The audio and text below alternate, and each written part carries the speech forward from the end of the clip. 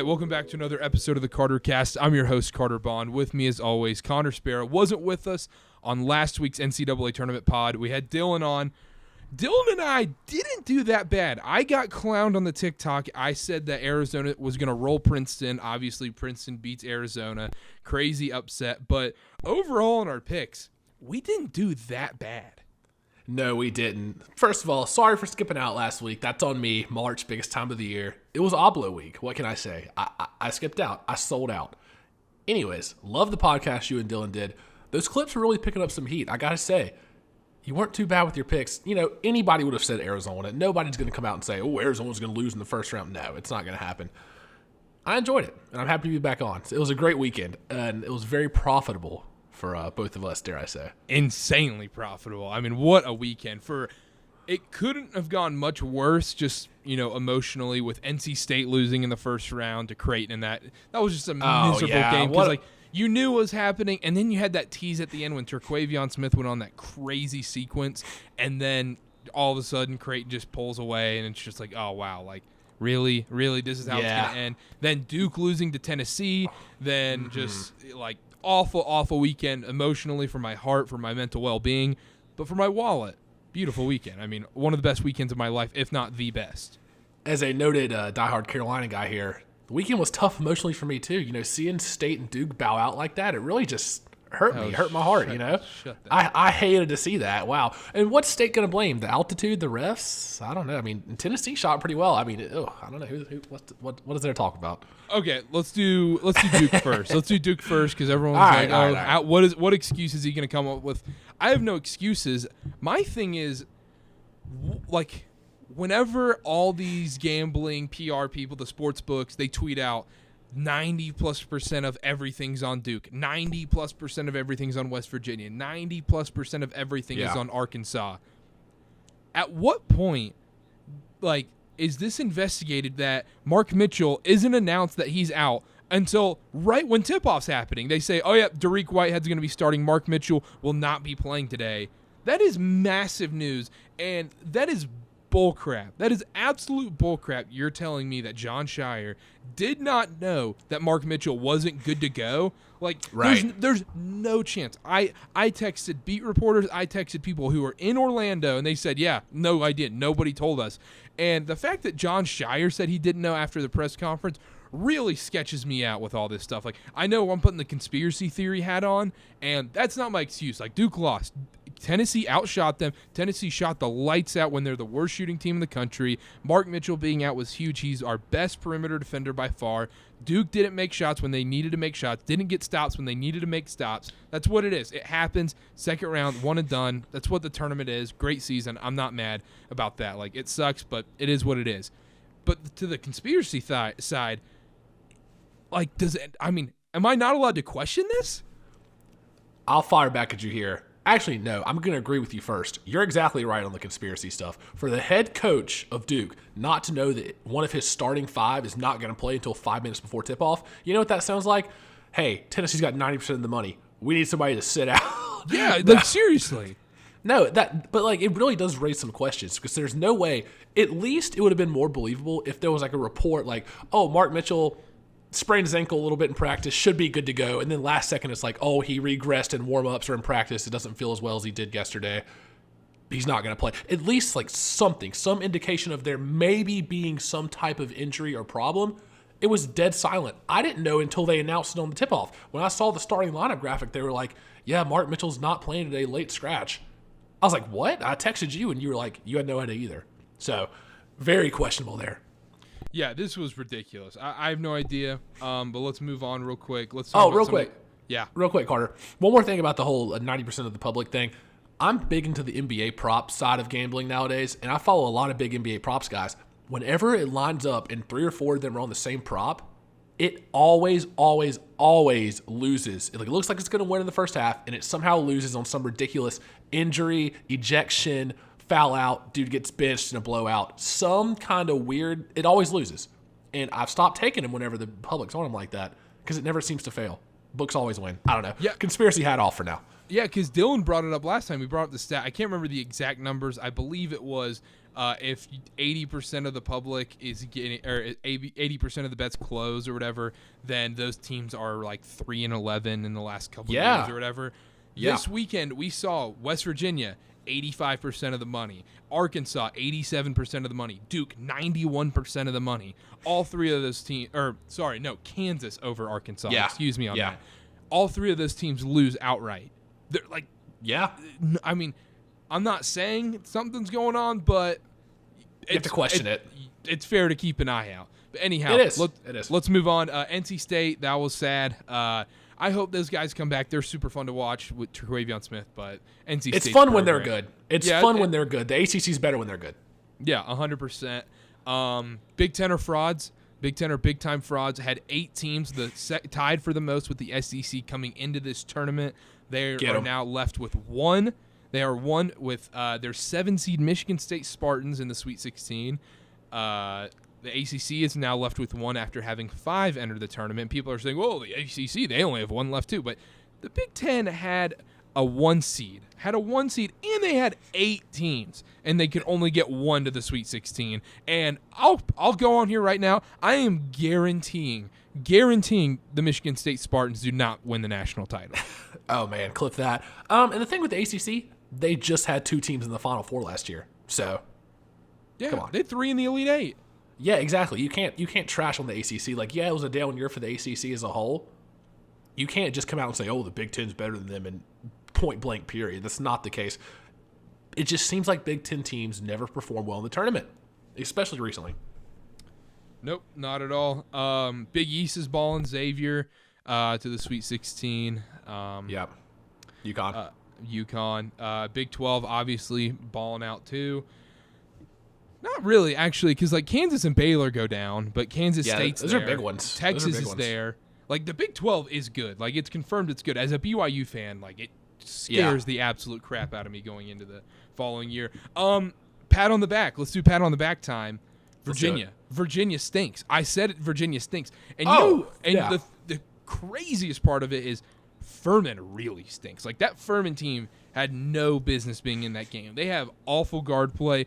They should live and die by the 3, and they weren't even hitting the 3 ball well, and Virginia still lost that game. Kihei Clark with the worst pass, second worst pass in NCAA history. The worst pass was in the Georgetown-Carolina game in the 80s, literally giving Carolina the championship. But the second worst pass in NCAA history, just tossing it to half court. Like, you had a timeout. That was unbelievable.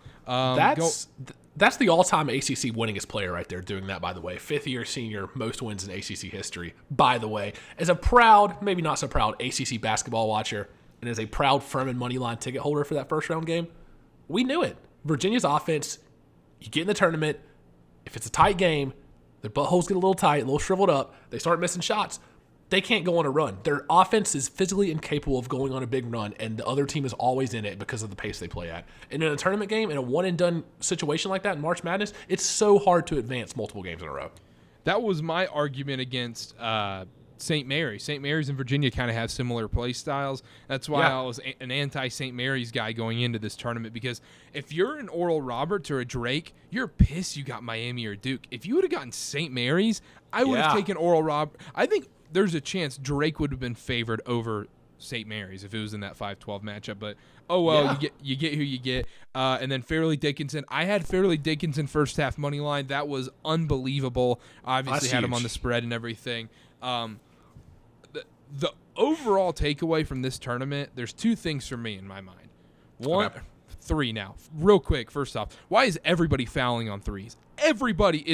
Nobody's going to the side of the shooter. Everyone's just going directly into the shooter and smacking their arm. But that's a different story. Second thing, there needs to be 6 fouls in college basketball. It's out of control. These ticky-tack fouls, we saw in the NC State game, DJ Burns goes out because of 2 bad calls. Like, they were really bad calls. Just because he's bigger than the guy doesn't mean it's a foul. 2 bad calls causes him to sit out 15 minutes of the first half. And then all of a sudden, like, the best players in this tournament are not going to be playing due to silly foul calls by poor officiating.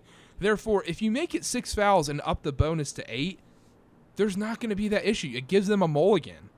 Yeah, I completely agree with that point. And here's the thing. Everybody's talking about how it's been a ref show all tournament, which it has for the majority of the games. If they want to call it that tightly and that ticky-tacky, you got to give the guys an extra foul. You have to. Like, I get it. It's 8 less minutes in college than the NBA games. But if they're going to call it that tight with that many touch fouls, they have to have an extra foul if that's how it's going to be. Because, like you said, it's just bad for the product. Nobody wants to see these guys play 12 minutes. People wanted to see Jeremy Roach play 40 minutes. There was spurts where he was, like, doing very well. He just could not find a rhythm because he had 3 fouls, 4 fouls, had to keep getting taken out. The actual product itself suffers from that because nobody wants to see the guys they turn on the channel to watch play 12 minutes in a game because they have 4 fouls. I don't agree with it. It's the easiest solution I've ever heard of. Like, just make it 6 fouls. And the thing is, if you get 6 fouls in 40 minutes, that's your fault, man. Like, I'm sorry. Like, yeah, the ref probably messed up 1 or 2, but you still committed 4. Like, they're gonna mess up 2 fouls probably, but you still committed 4. And that takes away, if a guy gets 2 fouls in the first 5 minutes, maybe you don't have to sit him for the rest of the half. Maybe he can play a few more minutes. If he gets 3 fouls in the second half with 12 minutes left, you don't have to sit him. You just keep it, that's not even a problem at that point. And then if you do that, you up the bonus by 1 more free throw, do it 8 fouls, and then 11 fouls for the double bonus. Then there's less free throws in this game, and there's less there's more game flow. We want to see game flow. Last night in the FAU Fairleigh Dickinson game, there was it's the best in college basketball when they're able to skip over a media timeout and go like 2 minutes in. You have a little bit of anxiety when you watch it because you're like, oh man, I don't want a dead ball. Like, this is awesome. They go from like the 16-minute mark down to like the 11-minute mark, just straight gameplay. It's awesome. Like, that is so great. But then these super long 4-minute TV timeouts where I have to watch Lily from AT&T tell me why I need AT&T with Chet Holmgren in a golf cart. Like, I'm tired of it. I completely agree. And the thing is, wow, I said that phrase a lot today. But college basketball, like, it really does suffer from that because especially at the end of games, you see this in the NBA as well. If there's reviews, especially in the NBA, but in college also, if there's reviews, teams have 3 timeouts remaining, which good for you for saving your timeouts. But if each team has 2 timeouts left with 2 minutes left to go in the game, that 2 minutes will drag for 30 minutes. It's unbelievable. I don't know how to necessarily fix that with the timeout situation, but game flow-wise, I think the foul thing's a step in the right direction. I don't think it's bad to amend the game like that.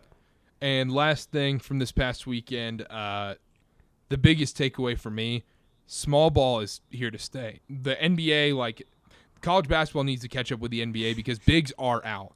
Bigs are out. You can say, Zach Edey, National Player of the Year, Oscar Tshiebwe, averages 25 and 20. Armando Bacot averages 20. They're on the couch. 13.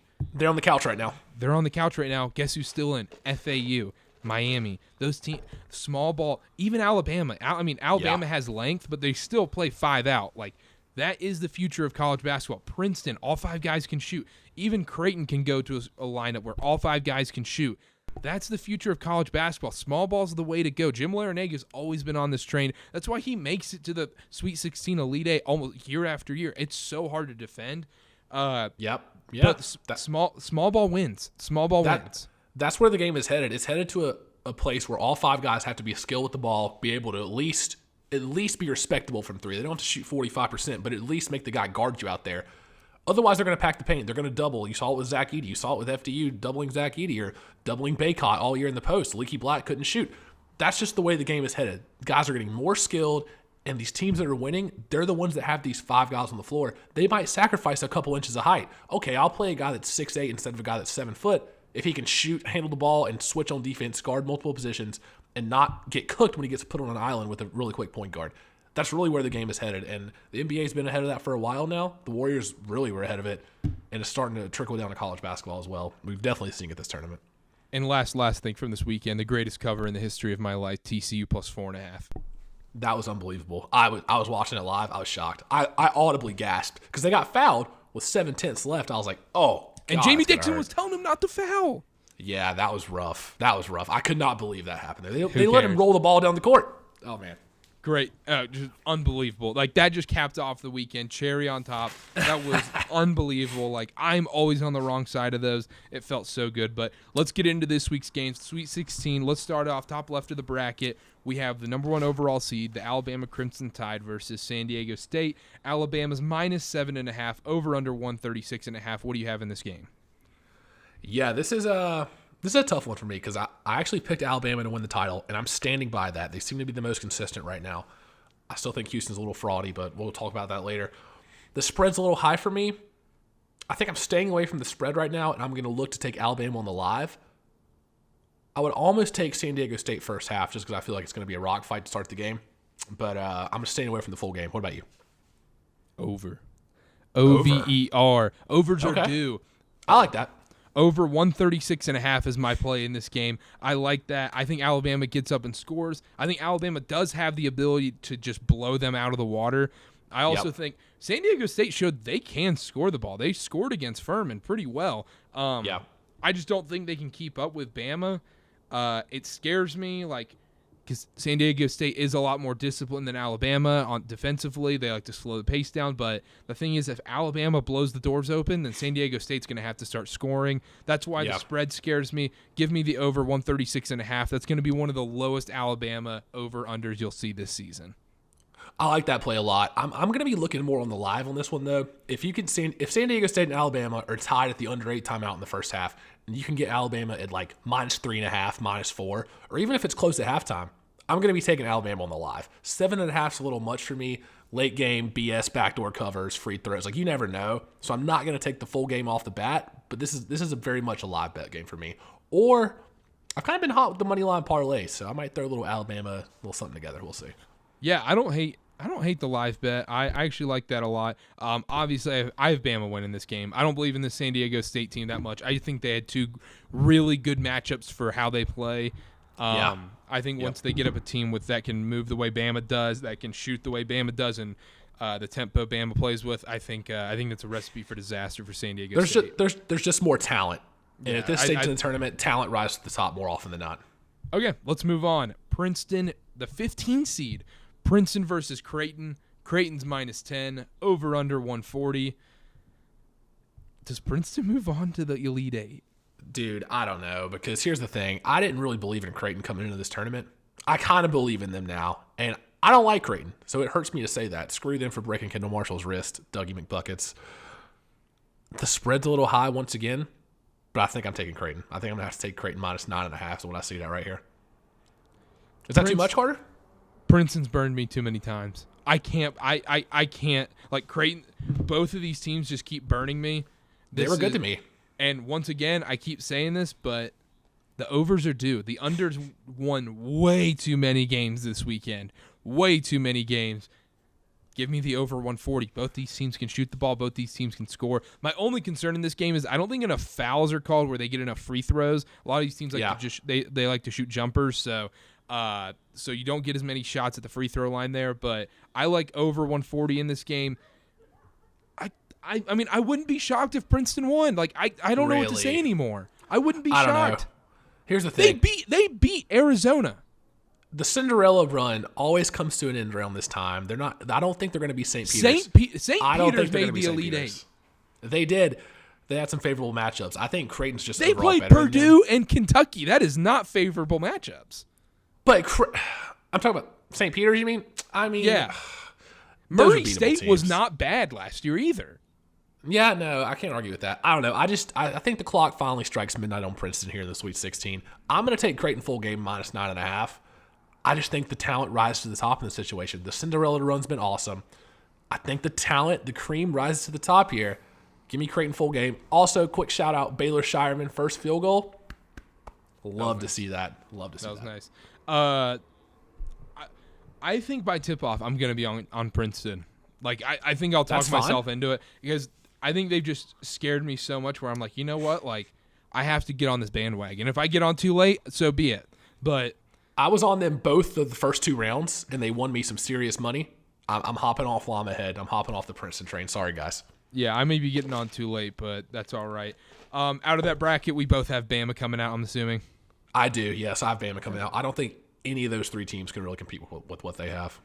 Okay, awesome. Let's move on to the top right of the bracket. We have the 1 seed Houston versus my sweet 5 seed, the Miami Hurricanes. Miami versus Houston. Houston -6.5. Over under 138.5. Game of the year time. Miami. Whatever it is. Yep. Miami plus 6.5. Miami plus 6.5, and the money line too. I love Miami every which way in this game. I know it could burn me. The line opened at 7.5 down to 6.5. That tells me I'm sharp myself. I love Miami so much in this game. It kind of scares me how much I love Miami. This spread should not be 6.5 points. There's no way this should be 6.5 points. I nabbed this right when it came out. I've got big money on Miami plus 7.5. I got it as soon as it came out, and the money line. I think I got it at plus 290. It's down to like plus 230 now, I think. I'm big on that. Game of the year time. Let's go Hurricanes. ACC, last stand. I wouldn't normally pull for Miami like this, but I just think Houston's a little fraudy. Of the teams left, people are too high on Houston. I think Miami matches up well with them. That, like you said, that Jim Larinaga small ball, it works. It works. They start a 6'7" guy at center, and he had, 15 rebounds last game, Omir? They've just got too many scores, and they got Wooga Poplar, first field goal once again, baby. Yeah. We're back. We're back. Isaiah Wong showed he can show up in March, though. That was big in the Indiana game. And the thing is, like, Vegas has not been respecting Miami on these spreads, and they just keep showing up. They were only a 2-point favorite against Drake, even when they said Ormir's coming back. The line didn't move at all. It moved to maybe 2.5. Miami still covers. Then Miami's a dog against Indiana, and Miami still wins by like 10+. Yep. I love Miami here. Miami game of the year. Miami, this is my favorite pick of the tournament. I have them going to the Final Four. I have them winning this bracket. I know that's a spoiler in the Xavier, Texas game, but going out of this region. But I have Miami every which way. Everything you can think of. Race to 10, race to 20. Everything you can think of. Miami, Miami, Miami. One of my futures that I love the most, honestly, I bet Miami to get to the Final Four, and I'm riding with it. I love it. I love it even more now. I think Houston, I just don't think they have it in them. They don't got that dog in them, Carter. They don't got that dog. Game of the year. Game of the year, baby. The U. All right, let's move on to the bottom part of the bracket. Xavier, the 3 seed versus Texas, the 2 seed. This is the only chalk bracket, actually, other than Miami beating Indiana technically. But Texas -4, over under 148.5. This spread is right in that weird Vegas zone. It's a weird spread. I lean Texas, but 4 is weird. I think Texas is a great team to put in a money line parlay this weekend. I like Texas winning this game. The spread scares me. I agree. I think this would be a perfect money line parlay. Maybe a little Texas, Alabama, UConn action. I don't know. I like Arkansas. That's tough. We'll get there in a minute. Get the chalkboard out. Listen, you can talk crap about the chalkboard all you want to. I won some serious money. I had a couple 4 and 5 money line favorites parlays this weekend. Ooh, very nice. I don't know. This game kind of scares me. I almost want to take the over. I feel like this is going to be a close game, tight game at the end, lots of free throws, tight game. I could even see it going to overtime. I think overs are due. The unders have been too good so far in the tournament. I think the way it's officiating, both these teams get to the rim. I think there's going to be some foul calls. I think I'm going to take the over here. I'm going to stay away from the spread. Scares me a little bit, like you said. But give me Texas Xavier over 147.5. What really scares me here is that I like every single over this weekend, this Sweet 16 matchups. Every single over looks enticing because they've moved the number so far down after unders hitting so much. Now everyone's going to be like, well, unders are hitting 33 and 11 in their last 44 matchups or whatever. And then now it's just it's like ACC officiating. One team has 6 fouls, another has 2. They got to even it out. There will be a regression to the mean. I guarantee there will be a regression to the mean. Gosh. I know we're agreeing on a lot, but we have Miami coming out of this bracket.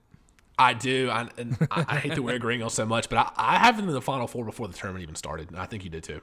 If I was not already on Miami and I didn't love Miami, Texas is my pick. I like this Texas team a lot. I know people are going to be like, oh, they almost choked that Penn State game, though, but, they came out on top, man. They avoided the choke. They still won that game. Xavier just shot the lights out in Greensboro against Pitt. I'm blanking here. And then almost lost to Kennesaw State. So, what can you say? You can't be all of a sudden oh, Xavier's amazing. They could easily, almost should have lost to Kennesaw State. If it ends up being chalk, Texas and Houston in the next round, I like Texas coming out of that. If Miami ends up losing, I like Texas to win that side of the bracket. I do too. We're agreeing on a little too much over here, but I know we got to spice it up. Let's move on. Bottom left, we have the 9 seed FAU versus the 4 seed Tennessee. Tennessee -5, over under 131.5. I like FAU here. FAU, going back to the small ball thing, Tennessee is not going to shoot the way they did against Duke. They're just not. That was a complete anomaly. They were one of the worst shooting teams in the country this year, and they shot well over 50% from three against Duke. Like, what are you going to do? They just got hot. FAU, small ball wins in March. Tennessee loves to play in the half court. I think it's going to be a slower game than many people think it will be. I love FAU here. I hate that we're agreeing so much. I know. This is the bad. point. Tennessee has to regress. Both of us are about to get destroyed in these TikTok comments, but how do you guys have a podcast? Oh, you guys are so square. Oh, chalk it up. No, FAU. Let's go Owls. Yeah, who? FAU +5. FAU money line. I love John L. Davis. I love this FAU team. They're good. They are legitimately good. And people are going to say, well, they almost lost to Fairleigh Dickinson. Well, one, Fairleigh Dickinson just beat Purdue, and everyone thought Purdue was this great team. Two, FDU was playing out of their minds, and you get in these weird spots in tournament games where you play to your competition, where Tennessee's going to play down to FAU, and FAU's going to play up to Tennessee. That's just what happens. FAU came into that Fairleigh Dickinson game being like, okay, sweet, we're already in the Sweet 16. They're playing a 16 seed, kind of like Carolina last year when they get St. Peter's in the Elite Eight. They walked into that game thinking, we got this. We're in the Final Four. That's just what it is. FAU +5, FAU money line. I don't like anything on the total here, but give me FAU +5. Hoot, hoot. I just can't see Tennessee shooting like they did against Duke. I think there has to be some sort of drop-off in that game. I'm on FAU here, too. They're 31-3 for a reason. They've advanced this far. I know they played FDU last round. That was not an easy game. That's not like we played in the 16 seed as a gimmick. It was a tough game. They won against Purdue for a reason. I like FAU here, too. Give me FAU +5, +5.5, whatever it may be. A little sprinkle on the money line also. Hoot, hoot. Moving on in that same bracket, Michigan State, the 7th seed versus Kansas State. I got it wrong here. Michigan State -2, over under 137.5. There's been some movement. This is a tough one. I feel like a lot of people are going to be on Michigan State. I think I might. Go ahead. The line movement tells you Michigan State. Michigan State opened as a +1 dog, and now they're -2. Like, I know. And I know I rag on our stats guy Dylan here, but he did bring up a great stat that I think it was like 33-20 when lines move 3 points, and you get it on that closing line, you're still hitting at like a 75-80% clip. Yeah. That scares me. It's just hard for me to bet against Kansas State. Like, I very much enjoyed watching them play this past weekend. And they're the perfect storyline. Marquise Noel. Yeah, was he? He's 5'8", 160. Pure heart. He's from Harlem. He's playing in the Garden once again. Like the stars just aligned for it. And like, I hate we keep agreeing here, but I think I'm going to take Kansas State with the points. I'm taking the +2. I'm not getting screwed on like little money lines at +1.5, +2. Don't screw around with that. Don't just be like, oh well, it's even odds now. Just take the 2 points. I promise. Just take the 2 points. The +105 is not worth it compared to the -110.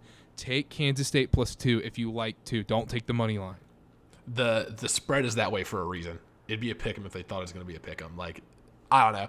I've had a very hard time with a couple of these like hooks lately, especially my player prop betting. Books know. The books somehow know.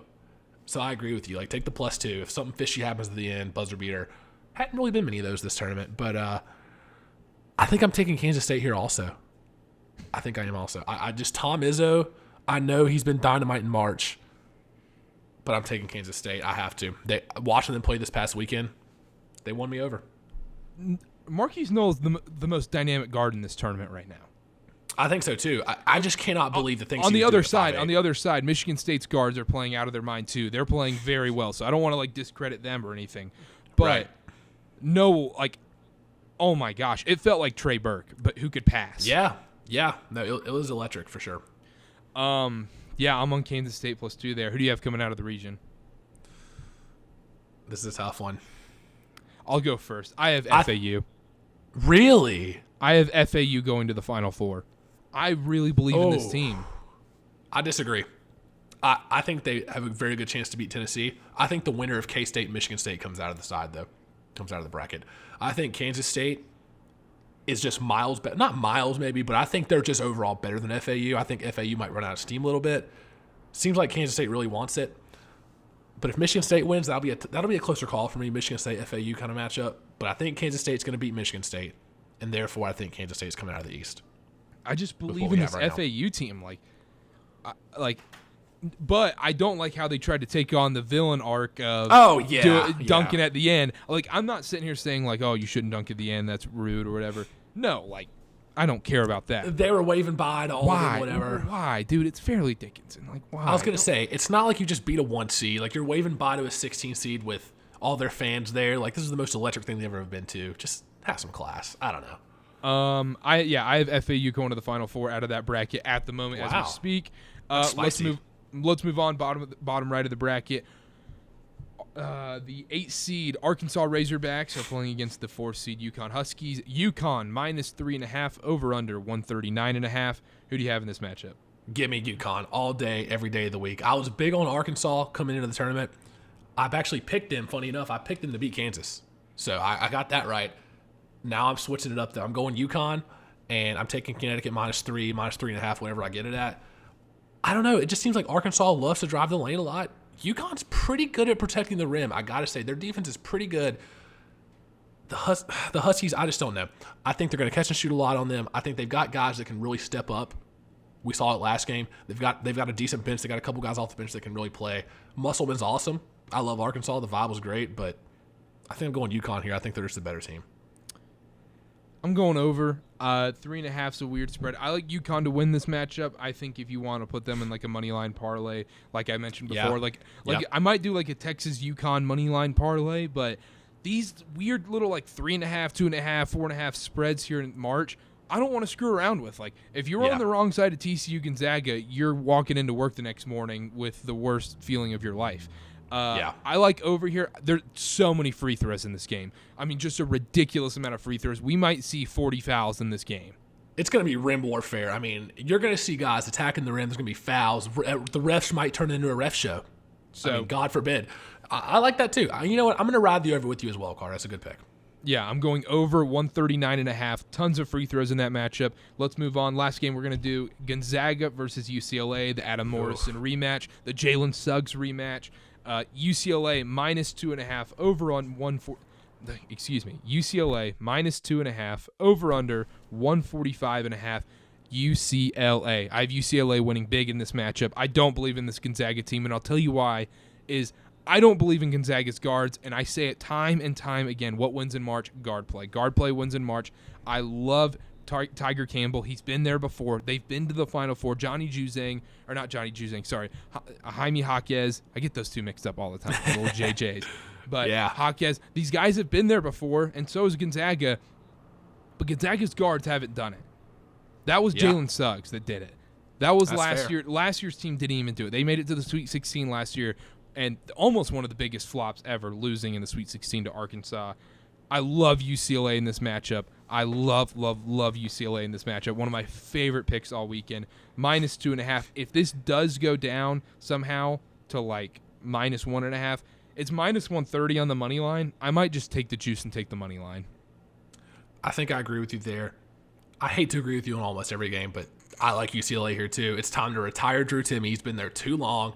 That style of play just against a really good team in a tournament like this in March where they have time to prepare, especially after they have this whole week to prepare, I think they're going to give him fits. I don't know, the game, like we said earlier, is moving away from traditional big men like Drew Timme. Like, yes, he can handle the ball a little bit. Yes, he's got some finesse inside.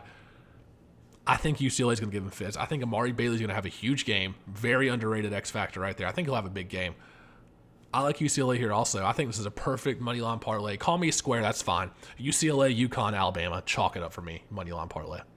Love UCLA in this matchup. Kind of like the under too, but anyhow. Yeah, don't hate that.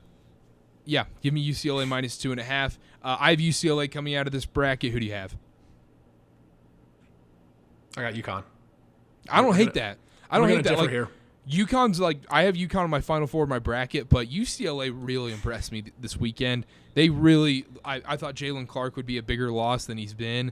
Obviously, I know they've only played Northwestern and they've played Asheville or whatever. I was super impressed with UCLA. I was also impressed with UConn, not to say that. I think it is UConn, UCLA in the Elite Eight. I think UCLA makes the Final Four. I'll give you my national championship pick right now. I think it's Alabama, UCLA, and I wouldn't be surprised if UCLA won it. I'm taking UCLA to win the national title right now. That's interesting you said that, because in my original bracket, I have Alabama, UCLA in the title. I'm pivoting right now, though. This doesn't usually work out well for me. I'm pivoting. I got Alabama, UConn in the title game. I got Alabama winning. I think Alabama's going to beat UConn. I don't think it'll be particularly close. I think it'll be one of those 9, 10, 11-point games in the national title. This is a complete shot in the dark, by the way. I got Alabama beating UConn in the national title game, though. Call me crazy. I don't hate it. Anything else before we wrap up? No, I think that's about it. I got to say, overall, there wasn't a lot of crazy buzzer beaters, but there were some cool upsets. It was nice to have March Madness back. Big time covers. One last thing. We were on it. We were on it at the beginning of the year. We were on it whenever we did our preview show. We've been on it since the conference tournaments.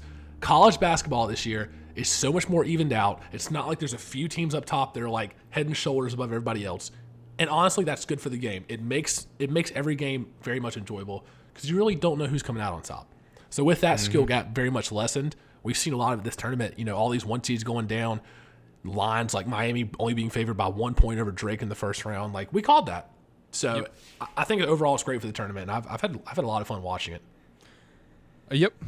No, it's been unbelievable. But that'll do it from us. Make sure to follow us on all social media at Connor_Sparrow, at CarterBA, at CarterCast, at CarterCast.com. Blog, pics, clips, you name it, it's on there. Subscribe to the YouTube, subscribe on Spotify, wherever you're listening. Thank you so much. We'll be back next week. We're going to do a recap this weekend. We'll talk about the Final Four, National Championship, and then we'll be back the next week. Then we'll be back doing interviews, and we'll be doing NBA going through the spring, summer. It's going to be awesome. I cannot wait. We've got awesome interviews lined up, so super excited about that. But we got to talk basketball. It's March. March is all about basketball. I've seen a couple NBA things. I've been watching some Hornets games, unfortunately, which I highly regret. I know. Don't do that. There's better ways to spend your time. I know. And the Hornets are getting sold. We'll talk about that later on when we find out more information. But thank you so much for listening. We'll see y'all next time.